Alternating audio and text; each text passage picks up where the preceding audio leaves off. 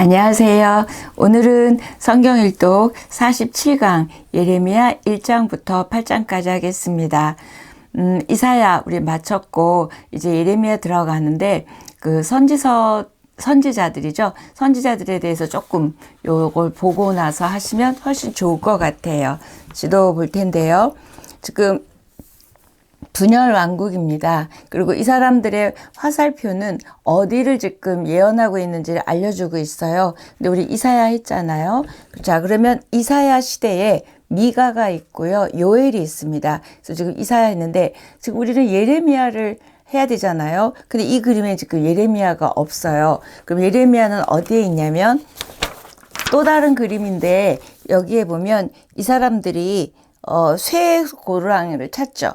요게 지금 최인이거든요. 그러니까 포로를 나타내요. 그래서 이 포로기 때에 지금 예레미야 있습니다. 그래서 여러분의 책 뒤에 있는 이 그림을 보시면 예레미야 이 박스에 있는 이 사람들은 동일 시대라는 거예요. 같은 시대에 예언을 했습니다. 그래서 이사야는 아까 보니까 바벨론의 멸망하기 전부터 있었으니까 그쪽에 있었고, 여기는 지금 포로기 때 예레미야는 그러니까 포로 전과 포로 때 같이 걸쳐 있었어요. 그래서 예레미야 요 그림 기억해 두시면 좋을 것 같아요. 자, 다시 그러면 북쪽에는 빨리 망했잖아요. 그리고 북쪽에는 선지자가 2명밖에 없다고 제가 말씀드렸었어요. 누구죠? 호세아와 아모스. 이스라엘을 예언한 사람들은 2밖에 없고, 나머지 이제 우리가 하는 많은 선지자들은 이 2사람 빼고는 다 남쪽이나 아니면 이방 나라들입니다. 이거 잘 기억해 두시면 좋겠습니다. 자, 지금 예레미야하고 이사야의 시대를 제가 조금 구분하는 그림을 본 거고요. 예레미야는 눈물의 선지자라고 합니다. 그래서 이사야로부터 약 100년 후에 활동한 사람이고 선지자 중에 가장 많은 핍박을 받은 사람입니다. 그래서 예레미야서 그러면 진짜 제일 어려운 선지서로 악명이 높습니다. 그래서 예레미야 굉장히 힘들어하고 또 예레미야로 설교하시는 목사님들도 드물죠. 지금 저희는 얼마 전에 예레미야 큐티가 끝났는데 왜 예레미야가 어렵냐면 내용이 뒤죽박죽이에요. 어떻게 뒤죽박죽이냐면 시간이 왔다 갔다 해요. 그러니까 시간의 흐름을 따르지 않고요. 또는 심판의 메시지와 구원의 메시지가 막 왔다 갔다 하는 거예요. 그래서 조금 이렇게 딱 명쾌하지 않을 수 있어서 읽기가 좀 어렵습니다. 그러나 예레미야서는 지금의 우리의 시대, 언제나 그랬지만 그 시대를 가장 잘 반영하고 있고 또 각자의 삶의 자리에서 정의가 뭔지 어떻게 선택해야 하는지를 잘 말씀해 주시는 책이 예레미야서입니다. 예레미야가 하나님이 부르시니까 그 소명을 받아들이긴 했지만 자기가 그 하는 일을 너무 힘들어했어요. 왜냐하면 회개하고 돌아오라고 하나님은 말하라 그러는데 말해도 예레미야 말을 듣지 않는 그 이스라엘 백성, 그러니까 남유다 백성이겠죠. 남유다 백성들을 보며 예레미야가 정말 눈물을 흘리며 호소하지요. 그래서 눈물의 선지자입니다. 자기가 말하는 게 이게 실패할 거가 뻔하잖아요. 안 들을 거 뻔한데 그 이야기를 하려니 얼마나 힘들겠어요. 특히 뭐냐면 바벨론에게 빨리 항복해라. 바벨론에게 끌려가라. 그러니까 남유다 사람들이 생각할 때 저 매국노다. 그러니까 우리로 예를 들면 일본 사람들이 쳐들어왔을 때 일본에게 빨리 항복하고 일본 따라가라. 또 북한이 만약에 쳐들어왔다면 빨리 항복하고 북한 따라가라. 이런 이야기를 예레미야가 하고 있으니까 너무너무 자기 백성들한테 막 정말 매도 맞고 힘들죠. 그래서 예레미야가 눈물의 선지자입니다. 예레미야라는 이름의 뜻은 여호와께서 세우신다. 또 반대로 여호와께서 던지신다. 세우기도 했다가 패대기도 치는, 던져버리는 이 의미를 다 갖고 있어요. 이 2가지 역설적인 의미가 가진 이유는 뭐죠? 이 예레미야의 삶 전체, 이스라엘 백성의 그 모든 것들을 지금 함축적인 게 이 예레미야라는 이름에 담겨 있습니다. 그러니까 징계 후에 회복시키시는 표현이 예레미야라는 이름에 다 있는 거죠. 징계 뭐죠? 내던진다, 그다음에 회복, 세우신다. 다 들어 있습니다. 히스기야 이후에 므낫세, 아몬 거치면서 엄청난 우상숭배가 많아지게 되죠. 그런 다음에 이제 멸망이 더 이제 용서가 안 되는 거예요. 그래서 이제 멸망이 선포되고 있을 때 가장 남유다 쪽에서 의로운 왕이라고 뽑히는 누구죠? 요시야. 이 요시야 때 부름받은 사람이 예레미야예요. 그래서 요시야 때 부름을 받았지만 요시야는 굉장히 종교 정책도 하고 잘했죠. 그러니까 그때 예언을 했다기보다는 그 뒤에 이제 그 아들들에 이어서 하고 특별히 지금 누구 때 제일 얘기 많이 하냐면 므낫세, 아몬, 그다음에 시드기야. 정말 우상을 많이 숭배하고 남유다를 멸망의 길로 이끈 그 왕들에 대한 이야기를 하고 있습니다. 그래서 우리 마지막 다섯왕 아시죠? 요시야, 여호아스, 여호야김, 긴, 시드기야. 이 마지막 다섯 왕 밑에서 예언 사역을 한 사람이 예레미야입니다. 자, 바벨론이 나중에 메대 연합군한테 멸망하게 되죠. 이렇게 바벨론이 멸망할 것까지 다 이야기하고 있는 이 시대에 지금 예레미야는 이야기하고 있습니다. 그래서 눈물의 예언자라는 이야기는 8장 9장에 보면 잘 나와 있고요. 자기 삶이 곧 메시지였어요. 평생 독신으로 살았고 가족에게도 이제 내용을 읽다 보면 배척을 당하죠. 뭐 그런 얘기 하니까 바벨론에 끌려가라, 항복해라 이런 이야기를 하니까 가족들도 배척하고 감옥에도 들어가고 그런 이야기입니다. 왜 이 사람들은 남유다 사람들은 유난히 예레미야 이야기를 안 받아들이고 그랬냐면 이런 거죠. 포로로 가라는 말을 받아들일 수가 없었어요. 왜요? 성전이 있고 성전이 있는 한 자기네들이 영적인 상태는 상관없이 성전이 있는 한 우리는 망하지 않는다. 우리가 예배하고 있는 한은 망하지 않는다. 이게 시온 사상이라 그러는데요.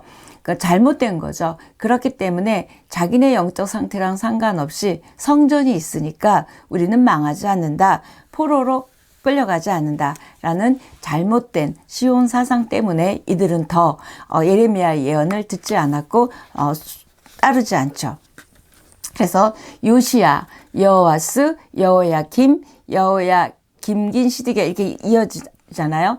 근데 이때 아주 그 요시야 이후의 왕들이 우상 숭배를 완전히 너무 흥왕되게 일으키죠. 그래서 하나님이 어느 정도로 이 사람들이 나쁜 짓을 했냐면 말씀이 쓰여져 있는 걸 막 태워버리고 이런 예언이 기록된 두루마리를 태우고 이런 만행을 하고 있습니다. 누가 그랬냐면 여호야김이 그런 일을 하게 되니까 하나님이 이제 극도로 참으시다가 이어지는데 남유다를 심판하기로 결심한 이유는 우상숭배죠. 그래서 그 우상숭배뿐만이 아니라 이제 70년 후에 다시 돌아올 것이다 라는 이야기도 4장, 23장, 31장 계속 이어지고 있습니다. 1장은 예레미야의 소명장이고요. 1장부터 38장까지는 예루살렘이 함락되기 전에, 그러니까 예루살렘이 망하기 전에 이야기고요. 그다음에 39장부터 마지막 장까지는 예루살렘 함락 후, 그러니까 나라 망한 후, 그러니까 나라 망하기 전 38장까지, 그다음 뒤는 망한 후라고 억지로 나눠보면 그렇게 나눌 수 있지만 대략 시간은 뒤죽박죽입니다. 자, 핵심장은 31장이고요. 그 다음에 핵심 절은 16장 21절, 31장 33절 기억해 놓으시고 나중에 그 부분에 밑줄 그시면 좋겠습니다. 예레미야는 애굽으로 도망간 백성들과 함께 자기도 그쪽으로 도망가게 되고 거기서 죽음을 맞게 됩니다. 끝까지 고난받는 백성들과 함께한 선지자입니다. 이 내용은 29장에 또 그때 가서 말씀드릴게요. 예레미야의 예언의 내용은 이렇게 얘기할 수 있습니다. 바벨론의 침공은 하나님의 심판이다. 순종해라. 대항하지 마라. 바벨론은 하나님의 심판의 도구이다. 따라가라. 이런 이야기를 지금 전체적인 메시지로 보시면 되고 이사야서에 예수 그리스도에 대한 이야기가 많았듯이 예레미야에도 예수 그리스도에 대한 이야기가 많이 나옵니다. 생수의 근원 대신 그리스도, 그다음에 다윗의 후손으로 오실 그리스도, 또 새 언약이라든지 이런 여러 가지 표현들로 제가 각 장마다 말할 때 드리겠지만 예수 그리스도에 대해서 많은 이야기를 하고 있고요. 또 예레미야서를 읽다 보면 마음이라는 단어가 참 많이 나옵니다. 그래서 제가 댓글 다는 데다가 마음이 어디에 있는지를 몇 장 몇 절을 한번 쭉 적어 드릴게요. 그래서 사람의 마음과 하나님의 마음을 대비시키고 있어요. 그래서 이 예레미야가 왜 눈물의 선지자냐면 하나님의 마음도 알고 사람의 마음도 아는 공감하는 선지자였어요. 그래서 눈물이 참 많았습니다. 또 자기가 같이 망하는 것도 봤고 자기도 같이 이 모든 고난을 겪기 때문에 많은 힘들어한 선지자입니다. 하나님이 이 예레미야를 통해서 참 많은 말씀을 하시는데 제일 중요한 건 70년 후에 돌아올 것이다 라를 예레미야 29장에 나와 있습니다. 그래서 25장 12절, 29장 10절에 있어요. 1장 소명장입니다. 예레미야에서는 특히 1장이 굉장히 중요해요. 거기 1장 1절이 베냐민 땅 아나돗의 제사장들 중 hil기야의 아들 예레미야의 말이라. 자, 여기서 아나돗 들어보시지 않았어요? 옛날에 솔로몬이 왕이 되려고 할 때 그 아비아달 제사장이 있었거든요. 그 누구를 왕으로 시키려고 하는 아도니아를 왕으로 세우려고 하는 제사장 아비아달이 있었는데 그때 솔로몬이 이 사람을 이제 유배시켜 버리잖아요. 치우는데 쫓겨나죠. 그때 온 것이 이 아나돗이에요. 그래서 아나돗은 유배지입니다. 그래서 아나돗이 베냐민 지파의 땅 가운데 있었으니까 지금 아나돗의 제사장 그러니까 제사장의 아들이었어요. 그러니까 벌써 좀 약간 그런 쪽의 사람이었다라는 걸 굳이 1장 1절에서 밝히고 있고요. 1장 쭉 읽어보시면 소명, 내가 너를 알았고 내가 너를 구별했으며 내가 너를 선지자로 세웠노라 5절인데요. 알았다. 하나님이 복중에 지어지기도 전에 생겨나기도 전에 알았고 내가 너를 구별했다. 성별했다. 그 다음에 너를 선지자로 세웠다. 그러니까 선지자로 보냈다. 이렇게 하나님은 예레미야뿐만이 아니라 우리 모두를 이렇게 아시고 구별하시고 보내셨죠. 그런 하나님의 부르심을 받고 예레미야가 이렇게 얘기합니다. 저는 작은 아이입니다. 말을 못합니다. 모세랑 비슷하죠. 그랬더니 네가 할 말 주겠다 하고 내가 함께 하겠다. 모세에게 했던 말하고 비슷하게 그렇게 부름을 받습니다.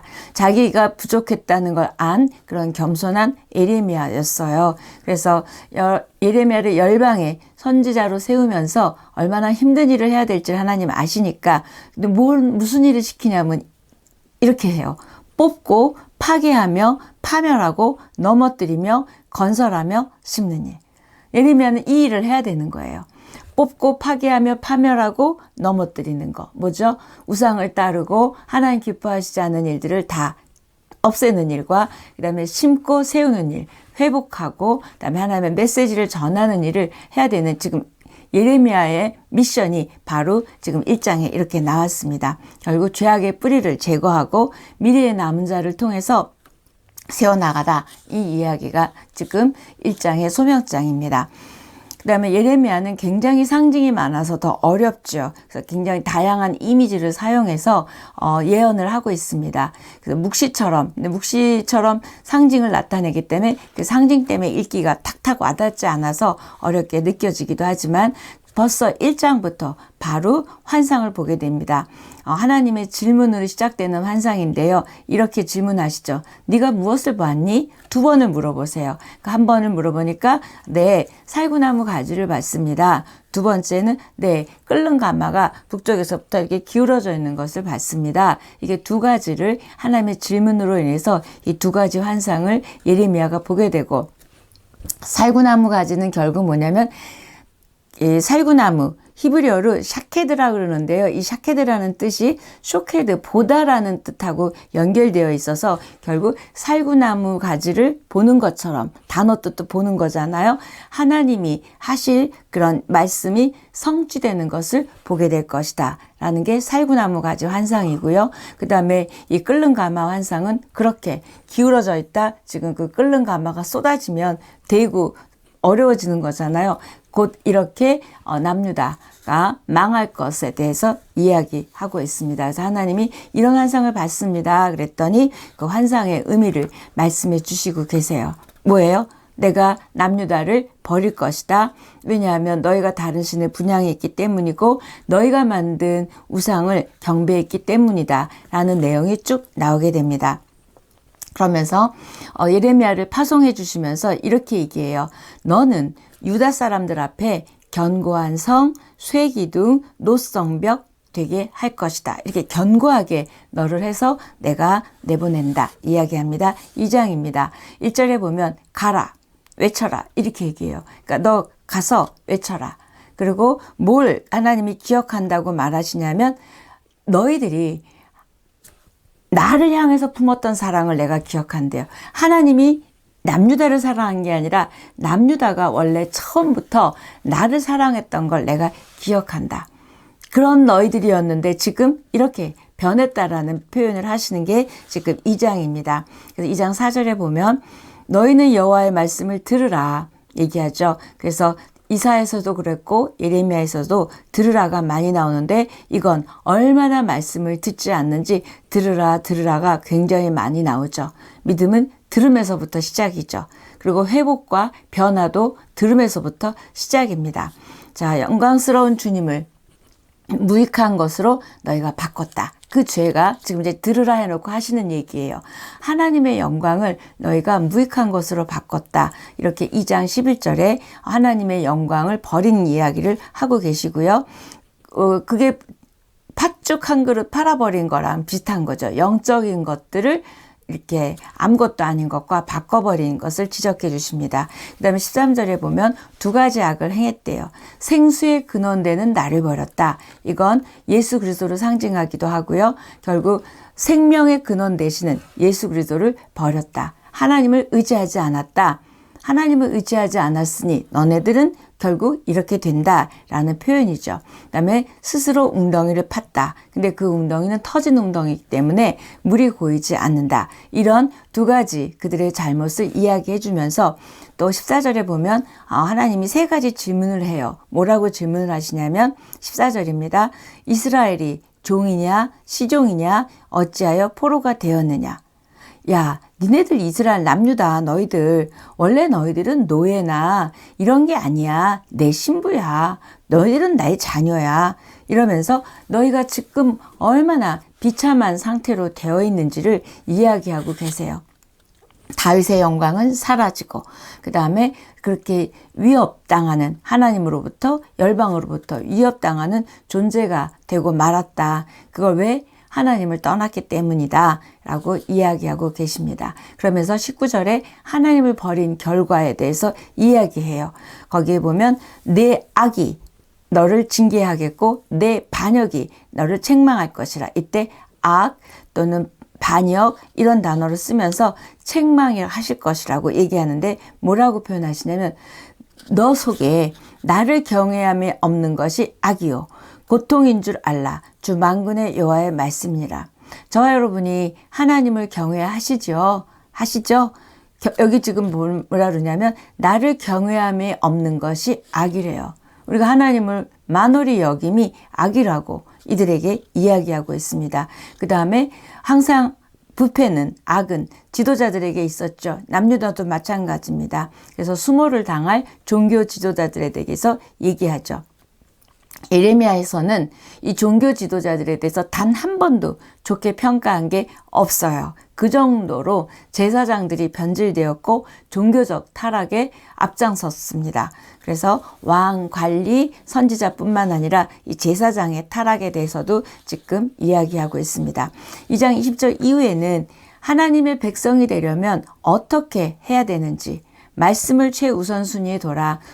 우상들을 제거해라. 제가 쉬운 표현으로 하면 이런 내용들이 있고요. 진짜 구원자이신 하나님을 붙들어라 라는 이야기가 나오고 있습니다. 3장입니다. 거듭 예언자들을 보내서 심판에 대한 경고를 하신다는 건 아직 하나님이 기회를 주시는 거잖아요. 아직 회복해 줄 여력이 있는 거예요. 희망이 있어요. 그래서 이렇게 보냅니다. 그런데 말들을 듣지 않죠. 그래서 심판을 선지자들을 보내면서 심판을 예고하면서 결국 무슨 이야기를 하시냐면 호소하시는 거예요. 돌아와라, 돌아와라. 내가 너의 남편이다. 이렇게 얘기하시는 거예요. 3장 12절, 14절, 22절, 4장 1절. 다 돌아오라는 단어가 이 예레미야에만 125번이 나온다고 어느 학자가 그러더라고요. 그 정도로 돌아오기를 원하시지 심판하기를 원하지 않으시는 거예요. 그래서 오죽하면 내가 네 남편이다 이야기하십니다. 특히 이 돌아오라가 125번인데 3장 4장에 유난히 많이 모여 있어요. 3장 4장만 제가 해보니까 20번도 넘게 나오더라고요. 돌아오기만을 기다리시는 하나님의 그 마음을 우리가 헤아렸으면 좋겠습니다. 그런데 돌아올 자격이 없어요. 악행의 결말을 보고도 듣고도 깨닫지 못해요. 그러니까 깨닫지 못하니까 돌아올 자격이 없죠. 돌아오지 않습니다. 그래서 12장 12절부터 18절까지 묘한 말씀이 선포되는데 이렇게 얘기해요. 북이스라엘은 망했잖아요. 그런데 북이스라엘에 대고 얘기하래요. 뭐라고 얘기하냐면 하나님의 긍휼을 선포해 주면서 너희들 돌아오래요. 망한 북이스라엘에다가 이런 이야기를 선포하라고 합니다. 왜 그랬을까요? 거의 100년 전에 벌써 북이스라엘은 망했는데 북이스라엘도 하나님의 자식이라고 부르면서 남편이라고 하시면서 결국 그들까지도 내가 회복하고 싶으니 지금 남아있는 남유다는 얼마나 회복하고 싶으신지 지금 북이스라엘뿐만 아니라 남유다 다 같이 너희들은 내 자녀고 내가 너희 남편이다 라고 이야기합니다. 이렇게 돌아올 사람이 하나도 남아있지 않는 북이스라엘을 향해서도 회복을 선언하시고 북이스라엘과 남유다가 하나가 되기를 원하시는 하나님의 마음입니다. 하나님의 사랑이죠. 이렇게 하나님의 사랑은 언제나 우리의 죄보다 크고 하나님의 사랑은 언제나 우리의 그 모든 것들을 덮으시고도 남는 것을 예레미야를 통해서 알 수 있습니다. 12절 여전히 돌아오라. 그러면서 뭐라 그러시냐면 나의 노한 얼굴을 나가 화난 얼굴을 너에게로 향하지 아니하리라. 나는 긍휼이 있는 자라 너를 한없이 품지 아니하느니라. 막 계속 비는 것 같아요. 돌아와줘. 나 화 안 났어. 이렇게 얘기하고 있으세요. 아, 참 그렇죠. 하나님 대단하시죠. 4장입니다. 4장은 남유다가 살 길은 여호와께 돌이키는 일밖에 없음을 강조하고 있습니다. 그래서 새 언약의 다윗의 의로운 가지, 즉 우리 주 예수 그리스도를 통해서 성취될 것을 4장에서 이야기하고 있고요. 하나님께 나가려면 어떻게 돼야 되는지 4장 볼 수 있습니다. 묵은 땅을 갈아엎어라, 마음 가죽을 베어라 이야기합니다. 마음 가죽을 벤다. 하나님의 말씀을 거부하고 듣지 않은 이 단단한 가죽 같은 이 마음을 벗기고 찢고 깎아내야 너희가 그 말을 들어야 완전히 돌아올 수 있음을 얘기하죠. 그래서 4장 하나님이 슬퍼하시는 이야기 19절 20절에도 보면 슬프다 얘기합니다. 하나님이 왜 슬프다고 하느냐면 내 백성들이 내 자녀들이 너무 어리석기 때문에 또 하나는 그 어리석기 때문에 당할 고통 때문에 또 하나는 내가 너무 사랑하기 때문에 이 세 가지 때문에 하나님이 너무 괴로워하시는 4장 19절 20절의 내용을 알 수 있습니다. 5장입니다. 5장 1절 여호와는 하나님께서는 예루살렘 주민들에게 이제 제안을 해주시는 거예요. 뭐라고 제안을 하시냐면 모든 거리를 돌아다니며 정의를 행하며 진리를 구하라. 그런 사람 한 사람만 찾아와라. 그러면 내가 용서하겠다. 자, 정의를 구하고 진리를 구하는 사람 한 사람만 찾아와라. 그러면 용서하겠다. 한 사람을 찾으시는 하나님. 어서 많이 들었죠. 의 10명이 없어서 무너졌던 그 소돔과 고모라와 비슷한 부분입니다. 하나님의 대안은 한 사람이었어요. 근데 결국 못 찾았죠. 그러니까 남유다가 망하게 되는 이유를 지금 5장은 이야기하고 있습니다. 의인 한 사람이 없어서 멸망당하는 예루살렘, 남유다입니다. 그러면서 하나님이 어찌 내가 벌하지 않겠느냐. 그래서 심판의 도구로 이제 바벨론을 사용할 것을 이야기합니다. 그런데도 그러는 와중에도 다 무너뜨리지 말고 가지만 꺾어버려라. 완전히 없어지면 안 되고 남은 자 있어야 되니까 그런 하나님의 정말 그 사랑이 나와 있죠. 그래서 유다를 심판하시겠다는 경고에 유다 백성들은 놀래서 돌이켜야 되잖아요. 그런데 무관심한 반응입니다. 듣지 않습니다. 하나님이 계시지 않는다고까지 말하고 있어요. 그러니 어찌 재앙이 임하지 않겠어요. 그리고 이들은 이래요. 하나님 계시지 않는다. 재앙이 임하지 않는다. 또 혹시 하나님이 계시다면 재앙이 임하지 않는다. 왜? 우리는 성전이 있으니까. 아까 잘못된 시온사상 말씀드렸잖아요. 우리로 지금 만약에 대입하면 나 하나님 믿으니까 하나님의 자녀니까 난 고난 주면 안 돼. 난 어려운 일 없어. 그리고 막 사는 거랑 다를 바가 없는 그런 내용입니다. 그래서 하나님이 이렇게 얘기하세요. 나의 말을 불이 되게 하고 이 백성을 나무가 되게 하여 불사르리라. 하나님이 이제 심판하시겠다고 이야기하면서 15절부터 이제 바벨론의 정체가 나오게 됩니다. 이렇게 얘기하죠. 한 나라를 먼 곳에서 너에게로 오게 하리니 곧 강하고 오랜 민족이라. 결국 바벨론이 이렇게 불러서 이제 그들을 침략하고 데려갈 것들을 이야기하고 있죠. 19절입니다. 보면 미래에 태어날 유다 자손들이 부모들에게 묻게 될 질문, 왜 우리가 이렇게 포로로 와 있어? 물어볼 거 아니에요. 그 질문과 그에 대한 하나님의 답변입니다. 하나님께서 왜 우리에게 이런 일을 당하게 하신 거야? 라고 질문을 하면 그 답은 너희들이 나를 버리고 이방신을 섬겨서 너희가 이방 땅에서 이방신을 섬기게 된 거야. 이렇게 설명하라고 이야기해 주세요. 그래서 70년간 너희가 거기에 있게 되고 70년 동안 제사가 없고 그러니까 예배가 없는 거죠. 제사가 없으니까 결핍을 느끼게 될 것이고 하나님의 부재를 경험하는 70년이 있을 것을 지금 설명하고 있고요. 5장 25절에서 뒷부분까지는 유다 백성의 잘못을 지적해 주는데 죄가 좋은 것을 막았다. 하나님이 주신 은혜와 은총을 막았음을 이야기하고 5장의 결론으로 29절에 보면 내가 이 일들에 대하여 벌하지 아니하겠느냐? 보복하지 아니하겠느냐? 도저히 못 참으시겠다는 거죠. 이렇게 5장은 이스라엘이 망할 수밖에 없었던 원인이 무엇인지를 진단하고 있습니다. 하나님을 경외하는 마음을 잃어버린 게 멸망의 시작이었어요. 저 여러분이 하나님을 경외하는 마음을 잃어버리면 정말 큰일인 거죠. 지금 이들은 그게 시작이었거든요. 6장입니다.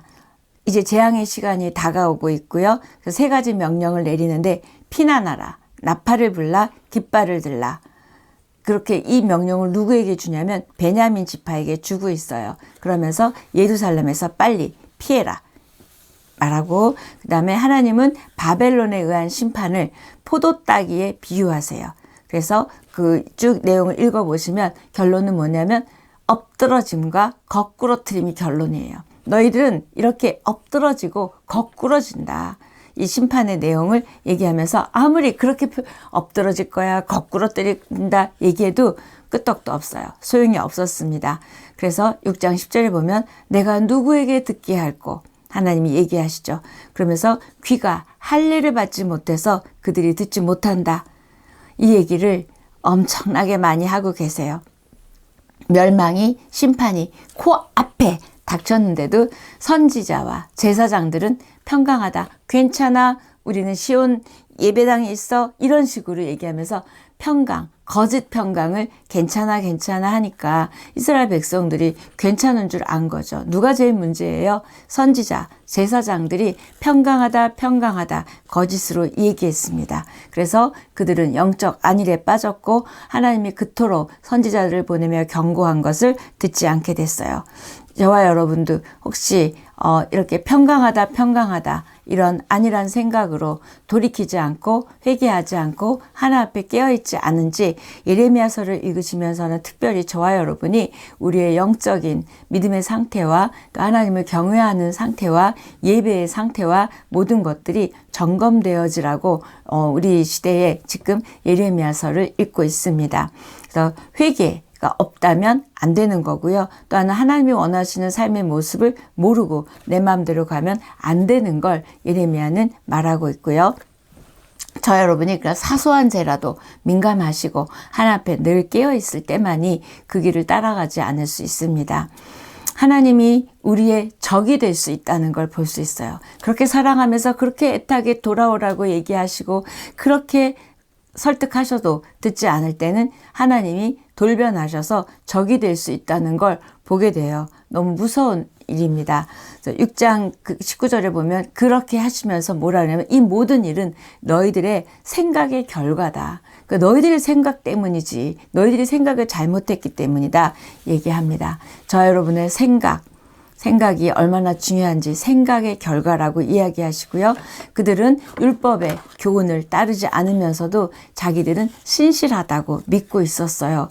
특히 제사장들이 잘못 전해준 평강하다라는 이야기도 있었지만 그들이 하나님 앞에 참 말씀도 소홀히 여겼고 순종하지 않았죠. 그래서 하나님이 왜요? 그들은 외적으로 제사를 드렸어요. 외적으로 예배를 드리는 우리랑 똑같은 거예요. 근데 하나님은 이 외적인 것을 원하시는 게 아니잖아요. 하나님이 속지 않으시잖아요. 그래서 6장 20절 이렇게 얘기합니다. 시바에서 유향과 먼 곳에서 향품을 내게로 가져오면 어찌함이냐. 나는 그들의 번제를 받지 아니하며 그들의 희생 제물을 달게 여기지 않노라. 내가 예배하고 있기 때문에 제사하고 있기 때문에 괜찮을 거야. 그것에 대한 책망이 지금 6장 20절입니다.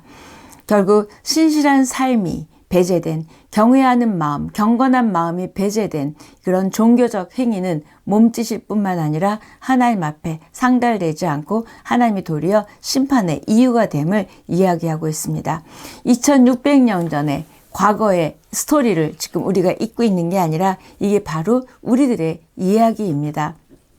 7장 성전 설교인데요. 예레미야에서는 성전 설교가 몇 편이 나와요. 근데 그 성전 설교는 성전에서 했다는 설교입니다. 그래서 보면 2절에 이렇게 얘기합니다. 너는 여호와의 집 문에 서서 여호와의 집이 성전이잖아요. 그 문에 서서 이 말을 선포하여 이르기를 여호와께 예배하러 이 문으로 들어가는 유다 사람들아 여호와의 말씀을 들으라. 그래서 성전 설교입니다. 그래서 이게 몇 개가 다 똑같이 성전에서 예배하러 온 사람들에게 하라. 이 7장 첫 번째 성전 설교입니다. 그러면서 이렇게 얘기하세요. 너희는 이곳이 여호와의 성전이라 여호와의 성전이라 여호와의 성전이라 하는 거짓말을 믿지 말라. 3번이나 반복하세요. 여호와의 성전이라고 하는 거 믿지 마라. 3번이나 얘기합니다. 예레미야의 성전 설교는 성전에 대해서 그들이 잘못 갖고 있는 시온 사상이 있었잖아요. 그거를 깨트리기 위해서 그 예배하러 온 사람들에게 지금 얘기하면서 이거 성전이라고 하지 마라. 건물이죠. 그래서 건물일 뿐이라는 것을 이야기합니다. 결국 하나님의 임재가 있는 곳이 성전이지 건물이 성전이 아니다. 그리고 너희들에게 이렇게 지금 칼이나 기근이나 전염병들의 심판이 너희가 성전 안에 있다고 미치지 않는 거 아니야. 빨리 너희들이 회개하고 돌이켜야 돼. 이 건물이 너희들을 지키지 않아. 이런 표현이 성전 설교입니다. 결국 우상 숭배를 포함한 모든 악한 행동을 버릴 때만이 비로소 진짜 임재하시는 성전이 될 수 있는 거죠. 우리도 혹시 이사야서에도 있었잖아요. 마당만 밟고 가면 지긋지긋하다 그러잖아요. 마당만 밟고 간다고. 지금 예레미야에서는 이렇게 이걸 성전이라고 하지 마라. 더 강력하게 말하면서 그런 사람들에게 도둑의 소굴로 만든다. 이 성전을 도둑의 소굴로 만드는 사람들이다. 이야기하시고 12절에 보면 성전 설교의 핵심이라고 할 수 있는 게 12절인데요. 너희가 실로 기억나시죠? 이 실로 성전과 같이 파괴될 거다. 내가 이거 허물어 버릴 거다. 이 실로 첫 번째 성전도 다 허물어뜨렸는데 뭐 이거 두 번째 된 이 성전 내가 무너뜨릴 거다 이야기하고 있습니다. 그래서 12절의 의미는 내가 심판하겠다 입니다. 실로가 무너진 것처럼 성전도 무너질 수 있고 에브라임 자손들이 내쫓긴 것처럼 예루살렘 사람들도 내쫓길 수 있다. 라는 이야기를 지금 제가 말한 게 성경에 다 있는 내용이에요. 그러면서 예레미야에게 이렇게 얘기합니다. 기도하지 마. 기도하지 마. 네가 남유다 사람들을 위해서 기도해도 나 안 들어. 이야기하죠. 그러니까 진노, 분노라는 단어를 그 절에다 쓰시면서 진노, 분노했기 때문에 기도하지 마. 하나님의 노여움이 얼마나 크신지를 얘기하죠. 듣지 않으실 기도, 받지 않으실 제사. 무가치한 기도, 무가치한 제사. 이게 지금 내용이에요. 그러고 이걸로만 끝나는 게 아니라 유다 백성들이 성전에다가 우상을 갖다 둔 거예요. 성전에다가 우상을 가득 갖다 두고도 모자라서 어떻게 얘기했냐면 흰놈의 아들 골짜기 도벳 사당에게 자녀들을 불살라 몰렉 신에게 바쳤어요.